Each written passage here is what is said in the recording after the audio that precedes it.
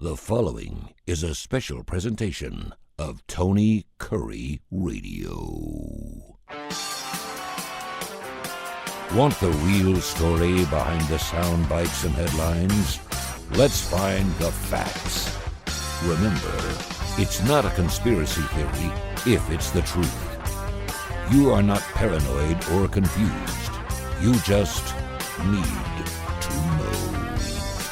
Welcome in, everybody. Let's go. It's time for everything you need to know here on TKR. Kip Kiefer with you, as per usual, on my routine on Monday mornings to get cranked up to speak to all of you. I appreciate everybody who listens to the program. If this is your first time, I have a very simple premise that I do not tell you what to think. I only encourage you to think for yourself and consider some of the things we throw out here, because a lot of what we talk about is not really circulated, particularly in the legacy media, which I still haven't made the adjustment from the long-time classification of mainstream media, which sounds to me a little more practical. Although legacy is interesting because a legacy is something you leave behind, and to call them the legacy media is probably more accurate than mainstream, because they are by no means mainstream any longer. The ratings on MSNBC and CNN and the quote conventional networks, CBS, ABC, NBC, abysmal. Nobody's watching it because they know that it's not credible. How you can't be a news organization if you slant everything to a one ideological idea. Well, that was really bad use of language. An ideological idea, and that's not very well said. Let's wind that back and try again. One ideological principle, so we're not redundant here from the English language standpoint. My 11th grade high school English teacher, Trudy Black, who's about 73 or 4 now and still looks sensational. Had a big crush on her back in high school, but I wish I had a good story for you on that. But we just were real good friends and remain that way today. But she just cringed when she heard me use that language faux pas. Anyway, that's not credible information. This is the same group that throughout the Biden administration told you that Joe Biden was running the show and Joe Biden was vivacious and outworked everybody at the White House and was just this whirling dervish of activity and was more on top of world affairs and every policy was Joe's. Bunk. That's just was total BS. I told you on this show the day we logged on, if anybody is paying any attention whatsoever, you knew that Joe Biden was long gone, out to lunch permanently. And amazingly, it wasn't till the debate last June where he just was absolutely zombie-like, that people really got hip to the trip, because all of the people in the White House, the Obama all-stars that were surrounding him, his lovely devoted wife, Dr. Jill Biden, 3-time cover girl on Vogue. By the way, Melania Trump, a former supermodel who still is an absolute knockout, has never been on the cover of Vogue. This is her second stint as First Lady. Dr. Jill Biden managed to grace the cover of that magazine 3 times.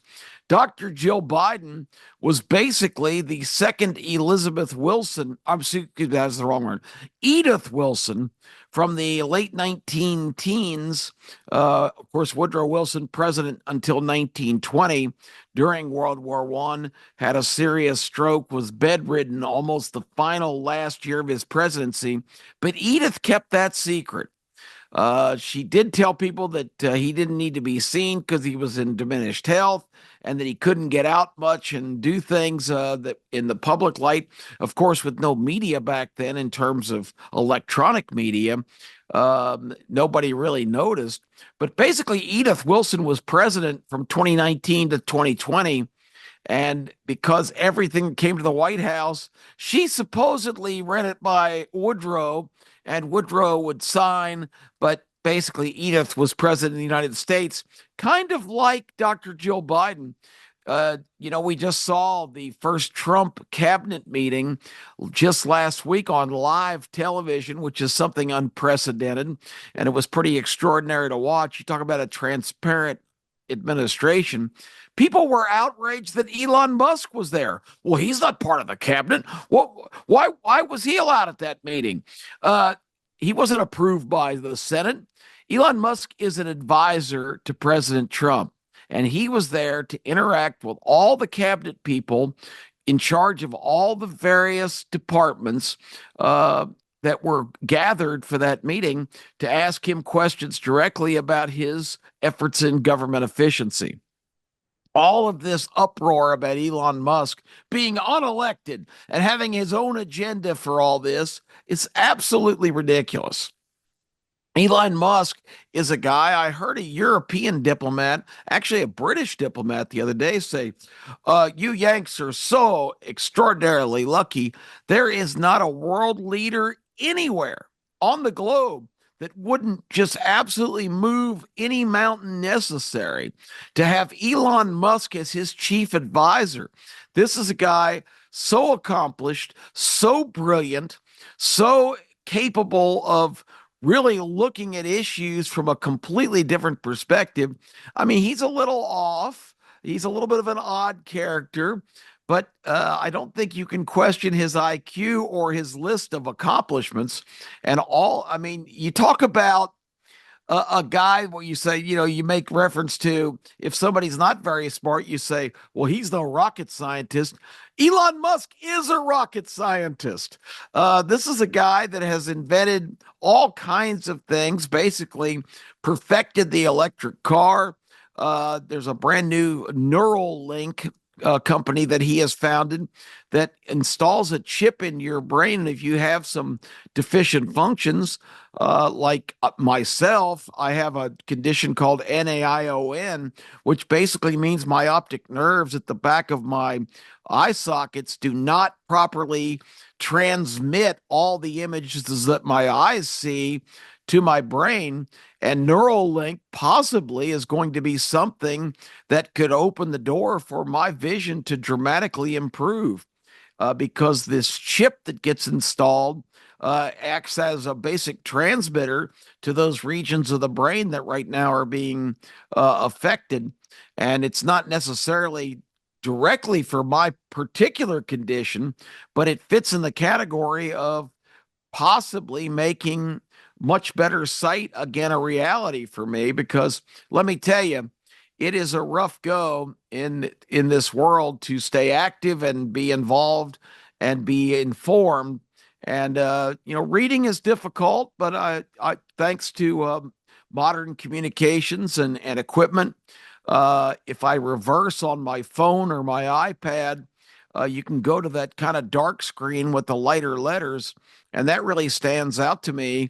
Looking at it just a regular phone screen with the kind of bluish on white, it's really almost impossible to even read a single word. So some of the innovation has been really good. And but for anybody to question, and that's the important thing, what the diplomat from England said, that anybody would love to have this guy on their team because he knows how to run businesses. It's nothing personal. You've got a situation in Washington, we talked about it last week, where a fourth branch of government, that's not in the Constitution, the Democrats calling this a constitutional crisis, are so off base and, as usual, have a terrible time titling things correctly, just like the Inflation Reduction Act, the stupidest name for a piece of legislation in history, because it did nothing but increase inflation dramatically by spending 1 point some odd trillion with a T. That's $1,000 billion for a bunch of projects to enhance their donor base and all these green new scam products. And amazingly, I think I told you about it last week. Stacey Abrams, the two-time failed gubernatorial candidate in Georgia, who has been a loyal soldier in the leftist extreme Democrat movement. Stacey Abrams, after losing the governor's race last year, got together with some of her colleagues and they started a new environmental global warming, we're all doomed organization called Climate Watch. But doesn't look like to me that Climate Watch has ever offered an opinion, has been active in any kind of ventures in terms of being Chicken Little and saying the sky is falling. At least AOC told you only have a few years left. When she was first elected to Congress, remember, she said, we only have 12 years and it's going to be all over. Well, it's been like half that time now. And here we are still kicking. And, but Climate Watch was only created for one purpose and one purpose only, like so many of these entities that pop up all over the place. And guess what? They receive my money, your money, every time you look at your paycheck, and a third of it is taken out. Stacey Abrams and Climate Watch. They know nothing about climate. I've never, as she campaigned for governor, I have never heard her mention the climate, except maybe if she's outside and it's the middle of the summer and it's 105 degrees. Damn, it's hot may have been the most climate specific thing she's ever said. But the bottom line is they start this organization. They've got $100 in the Climate Watch account, which is a de facto thing to legitimize their enterprise and to solicit donations. Well, they got a pretty good donation a week before the presidential election, or not the election, the inauguration, when Donald Trump came into office January 20th. In the last week of the Biden administration, which is a joke because Biden didn't administer anything, the Environmental Protection Agency gave Stacey Abrams' Climate Watch a grant for $2 billion with a B dollars, so that their bank account would go from $100 to $2,100,000,000. It's just such a ridiculous game that we're seeing that happens in Washington. All of this allocation of monies from Congress to all of these bureaus and agencies and departments, over 400 of them in the federal government, this giant bureaucracy, the administrative state, is the fourth branch of government right now, because these agencies, like the Environmental Protection Agency, such as Social Security, Medicare, all of these rogue, staple things in the government that were not a single one created by the Constitution, drafted by the founders. All of these things are inventions in the last 2 centuries, which is natural because, I mean, in 1786, it would have been difficult to forecast exactly where we were going to be. But the founders had such foresight. They knew for sure that it was, if you let a giant federal government grow to be powerful and massive in size, only bad things can happen. The whole premise of this country was to get away from a central government and really allocate the states and the local municipalities to kind of take care of their own business, with the federal government just being the overseer for the collective security and well-being of all of those colonies, which soon became states. That was the philosophy. I heard somebody say the other day, you know, this country has never been this divided. This is unprecedented. It's unbelievable how bad this is. It's a Democrat crying about the fact that Trump has come in trying to tear down the federal government. No, what Trump is trying to tear down with Elon Musk's help and all of these all stars that he's put in charge of all these bureaus, agencies, and departments is to get all of the waft. That's what I'm calling it, WAFT, waste, abuse, fraud, theft, waft. It means it's in the air, and boy, is it in the air in Washington to the point that it stinks to high heaven. Waft has to go because so much of mine and your money that goes to Washington is allocated for things like Stacey Abrams' Climate Watch and to pay for all of these causes and identity politics to try and retain power, because that's the key. I've told you on the show, the old adage, follow the money, is absolutely the truth. It is the answer to every mystery in the history of the world. Follow the money and you will find the truth. And the current government, and the reason the Democrats are freaking out, because Musk is finding all kinds of waft, waste, abuse, fraud, theft, which they never mention, but it's a lot of outright just stealing the money from people on the inside that have access to it and giving it to others that are going to circulate it right back. It's like a giant merry-go-round. They send out $2 billion to Stacey Abrams. Her and her colleagues go on these grandiose trips, stay at five-star resorts, go to a couple of conferences on the evils of the industrial world, ruining the whole planet and jeopardizing people across the globe through Africa and faraway places because they have completely ruined the environment. And we're just on, this is existential stuff. We're on the verge of extinction unless all of these governments, particularly the United States, pony up billions and billions of dollars to spread around the world so they can take that money and prepare themselves for this inevitability of this terrible situation that they've wrought by having the audacity to be creative and come up with ways to maximize production of energy and just keep pushing the envelope to higher and higher levels. That's what human beings do. And it all can be solved with money. As long as we send Nairobi, $10 billion, it'll be all good because we've ruined their country and their climate with all of our activities. The whole thing is a giant scam. And what happens, Stacey Abrams gets the $2 billion.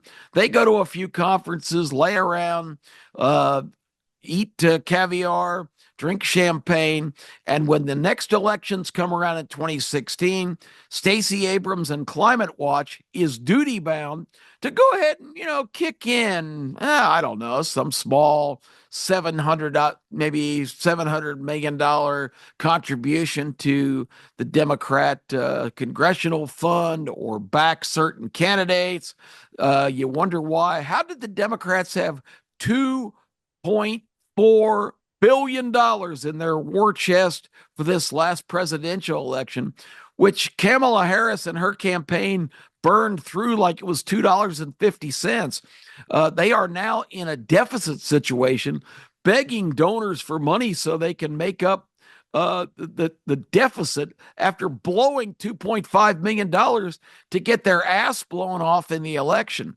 That's how bad things are for Democrats, and that's why they are freaking out with all the proposed cuts, because they control the fourth branch of government, bureaucracy, administrative state, along, of course, now because the executive and the legislative and the Supreme Court, they'll change periodically by who gets elected to Congress or the presidency. The president, of course, and the Senate are responsible for who gets to go to the Supreme Court. So those elections have consequences. But right now, the only cards that Democrats hold is a formidable one. This administrative state with all of these millions of employees and all these do-nothings, which only about 10% even show up for work. Most of them have been in their sweatpants since COVID, watching Netflix and collecting a government check. Once again, politely and very courteously funded by you and I, as we have a third of our check deducted every week to enhance these folks' lifestyle and let government employees who have a salary around $100,000. I asked you this question previously. How do these people live in these gated communities with $3 and $4 million homes on a salary of about 100 grand a year? That just doesn't add up. The money, like a merry-go-round, once it's paid out of Washington, it gets circulated back and it winds up in every pocket along the way. The candidates, the bureaucrats, who have all these different places to send money where it will come back to them personally. And that's what we're seeing in so many circumstances. And that's why they're freaking out, because the administrative state, the fourth branch of government, is 100% a creation of the Democrat Party. In Washington, 92% of the citizens of Washington, D.C. voted for Kamala Harris, and she was lucky to get in the low 40% in a lot of the rest of the country. So that means 92 people out of every 100 in Washington voted for Kamala Harris because it's straight Democrat. They're all Democrats. This is the stronghold this party has on this country now, is their bureaucracy in Washington, and they are going to fight like mad to make sure that it doesn't get taken away, because that's their power base. That's what they've created. Barack Obama did a masterful job in his 8 years in office of putting the right people in place to make the bureaucratic administrative state just really strong. You heard my astonishment at the statement by a Republican, actually, of going, well, I don't think that anybody has any idea how big a challenge that President Trump's going to have in dealing with this very powerful bureaucratic state. And then they went on to talk about Trump's intention to go up and drain the swamp, the deep state. And I said, and I left out the commentator on this CNN show said, well, that's just such a myth. There's no such thing as the deep state. This just in, the all-powerful bureaucracy in Washington is the deep state. They're one and the same. That's what the deep state is. And people know that, of course, in the inside in Washington, but nobody ever tells you that. That's never communicated. The deep state, the Washington swamp, it is this administrative branch of government, and it's got to go away. I have to talk about today the big story from Friday, because you talk about something that is just so indicative. And if you haven't seen it yourself, you have to know crystal clear after the events of Friday, when the president of Ukraine, Zelensky, came to Washington, having already agreed to conduct a signing of a commitment from his government that Washington and the United States would get involved and become basically partners with the Ukrainians in getting this war for 3 years that's been raging with Russia, that's resulted in more than 1 million deaths from both sides. It's just been it's not even a modern war. It's like trench warfare from World War I.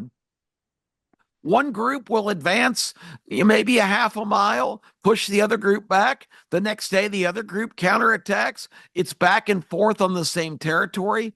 It's been a basic stalemate for 2 years. The Ukrainians have lost virtually their entire population of young men. Now, the average age of a Ukrainian soldier is mid 40s.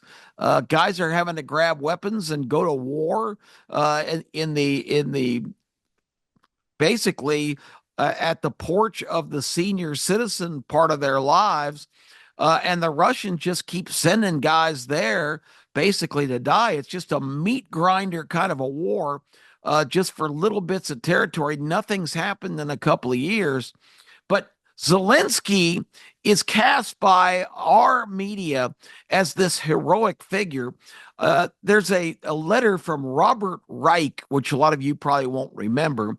He was a little dweeby, Ivy League educated, Jewish American, typical kind of Harvard, elitist thinker, author, professor, whatever. He worked in a couple of cabinets.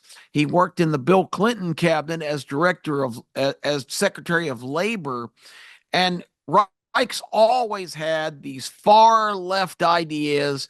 He ran for governor of Massachusetts and got clobbered. He was one of the first Democrats to step up and support gay rights and same-sex marriage, and all that's fine. But he took a far leftist position even before it was fashionable back in the early parts of this century. And Reich has always just been a raging liberal. He's even written a book that how liberalism will eventually prevail in America. It's delusional, and they always have this dream that all of us will become totally woke and just step into their vision of a giant federal government making your decisions, telling you what you can drive, where you can live, what kind of appliances you can have. That is the vision. They've always had this fantasy of America just becoming a great globalist partner for all these repressed places and places that have been forgotten in the world. Everybody but Americans take priority in this thinking, because it's basically a Marxist system. And a Marxist system, the citizens are just expected to be dutiful and do what they're told because they can't think for themselves. The government needs to. Reich this weekend wrote this absurd, ridiculous, long dissertation about how J.D. Vance, the vice president, and Donald Trump, the president, belittled, berated, and embarrassed poor Zelensky on Friday in Washington when he came for the document signing ceremony. People that were there will tell you that it was Zelensky who had a lot of sarcastic things to say, and Zelensky, before meeting with Trump and Vance, actually was shuffled off to a secret meeting with 8 major Democrats, and I don't know exactly who was there. I'm sure Chucky Schumer was on hand and all kinds of other Obama-era Democrat strategists. And apparently they convinced Zelensky that he should not trust Trump because Trump was in close cahoots with Vladimir Putin, of course, president of Russia. That myth continues after the ridiculous waste of $50 million, speaking of more waft, in his first administration, trying to prove that the Russians had influenced his election and he was a Russian agent and all that nonsense. Donald Trump is no more a Russian agent as I am a Blue Angel pilot, flying upside down and doing loop-the-loops. It is absolutely ridiculous. Zelensky went to the White House with a lot of attitude, and Trump's just not going to stand for it. Trump makes deals. That's what he does. That's what he's a professional at. The art of the deal is what he brings to politics. He had a deal with Zelensky. Zelensky was waffling and weaseling his way around, and Trump said, look, I'm not going to waste any more time with this. We either need to sign this thing or you need to leave. And he left. And this is so belittling and berating and embarrassing for a poor Ukrainian president, Zelensky, who Reich called a leader that's shown the most unbelievable courage and has been so noble in leading his people in this war. Uh, yes, Russia invaded Ukraine because they knew what Zelensky was. Putin knew what Zelensky was. The previous president was a Russian puppet, basically. He was pretty much installed by Moscow. So they've been calling the shots there for a long time. Putin did not want Zelensky. He wanted to force the issue. Nobody's justifying the Russians invading that country. It was wrong. It's still wrong. And a million people have died as a result. But Zelensky is so corrupt and such a snake oil salesman that was one of the Putin's motivations for doing it, because he thought he could roll right over them because Zelensky would be a weak, corrupt leader. Well, instead, Zelensky turns out to be very enterprising for his own backside, because Zelensky has profited immensely from this war. And the last 2 years of it being basically a standoff, they say how courageous he is. I remember at the first times of the war, he was walking down the war torn, the bombed out streets of a Kiev neighborhood, and they were saying, "Gosh, can you believe the courage of this man? He's walking around out in public when he's got to be the most marked man by one of the most vicious killers in the world, Vladimir Putin." Well, there was never an attempt on Zelensky's life because Zelensky is basically a joke. Putin didn't target him, and he knew it. He could get out in public. Zelensky has been to Washington, by my count, at least a dozen times in 3 years, and I may be missing a couple. And he comes to talk to Congress and comes to beg for more and more money. You and me and every American, we've already kicked in over $200 billion in direct payments and equipment to fund this war. And guess what? It is coming from very reliable sources that a lot of that military equipment we send that goes to Ukraine, that our experts have said for a couple of years, there's a lot of tanks and different things unaccounted for. We don't know where they are. Well, I can tell you where they are.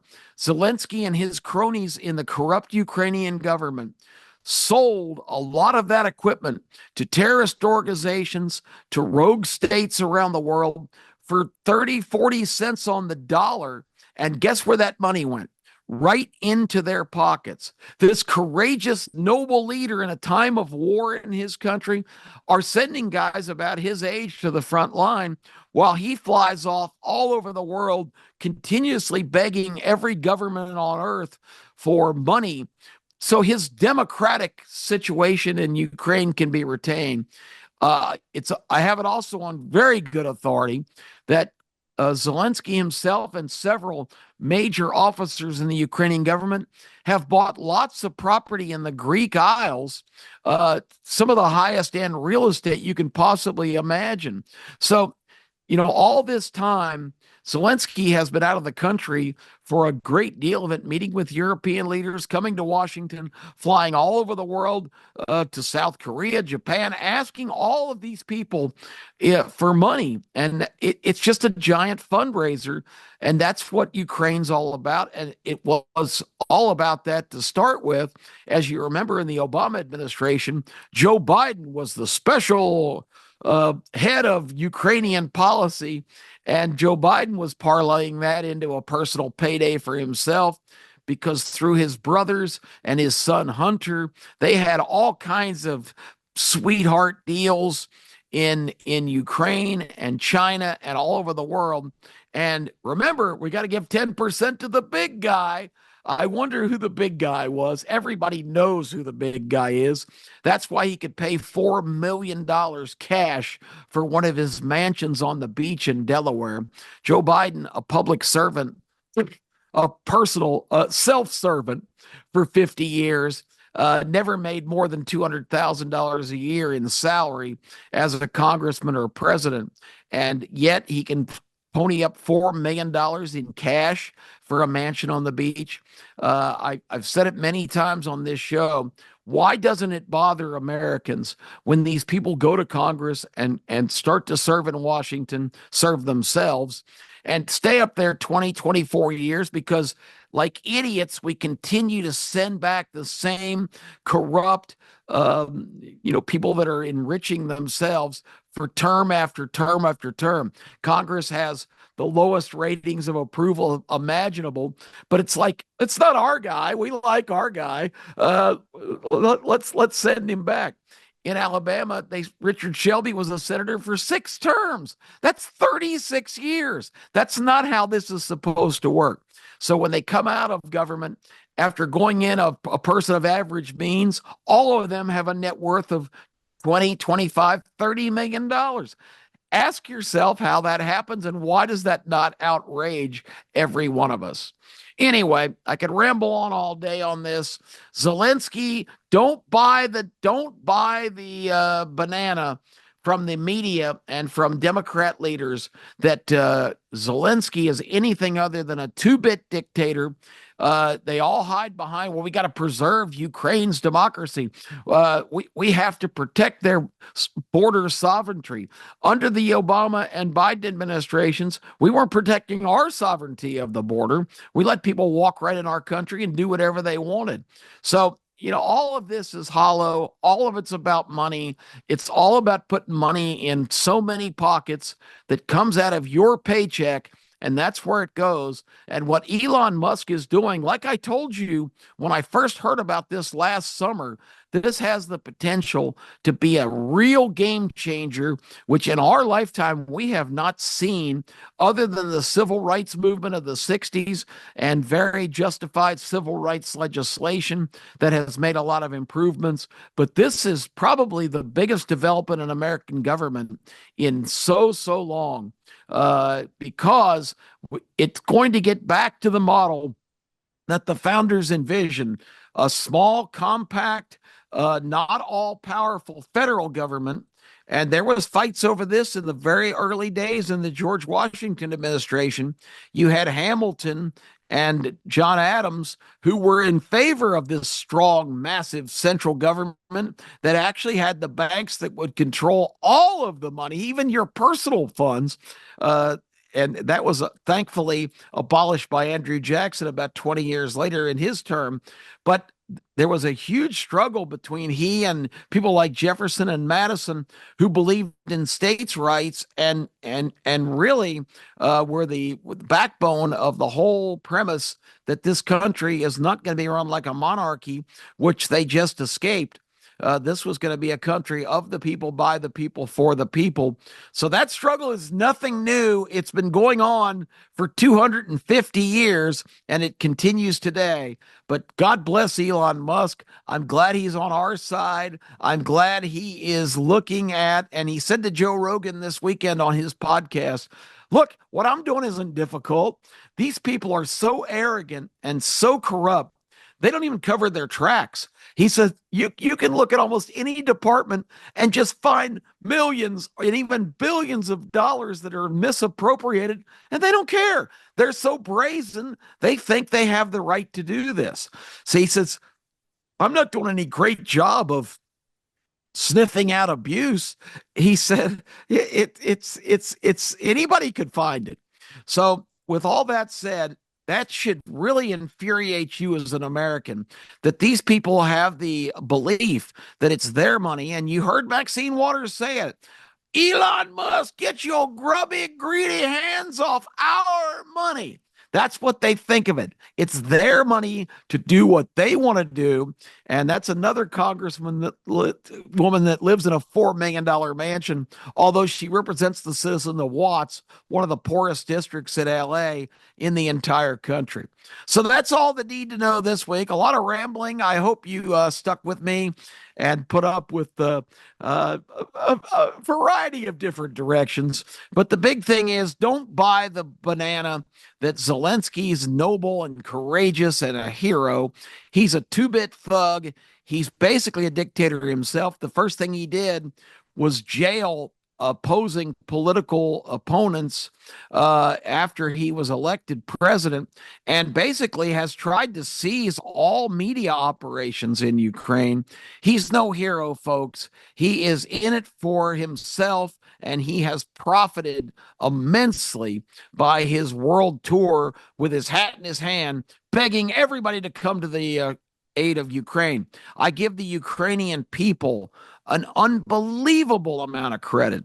These people don't like the Russians, don't want to be involved with the Russians, don't want to be invaded by the Russians, and they are fighting this war. Zelensky, other than providing the minimal support and equipment, has really not any credit to be derived by the incredible effort by his people who are fighting for themselves and their homeland. They're not fighting for the government of Ukraine. I'm Kip Kiefer. That's Need to Know for this week. We'll be back next Monday with some more thoughts, and there'll be plenty to talk about because there is never a dull moment right now if we're talking about news and politics. Have a fantastic week, everybody. Be good to each other. And remember, this is your country. Let your voice be heard.